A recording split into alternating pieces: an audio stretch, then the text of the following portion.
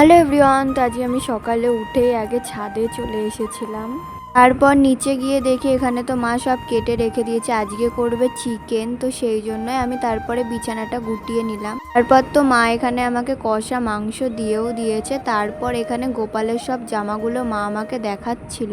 এটা দিয়েছিল দিদির বাড়ি থেকে, আর এটা ছিল আসন, আর এটাও ছিল একটা আসন, দুটো আসন হয়েছে, আর এটা ছিল একটা জামা।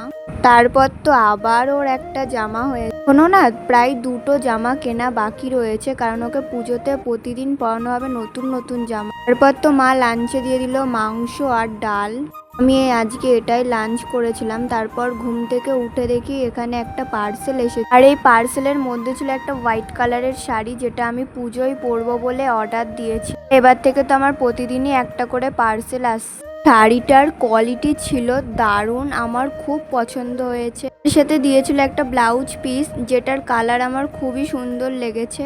আচ্ছা, তোমাদের কেমন লাগলো শাড়িটা আমাকে অবশ্যই কমেন্ট করে জানাবে। আর আজকে মিনি ব্লগটা এটুকুই, তোমাদের সাথে দেখা হচ্ছে আবার নেক্সট কোনো মিনি ব্লগ নিয়ে। টাটা।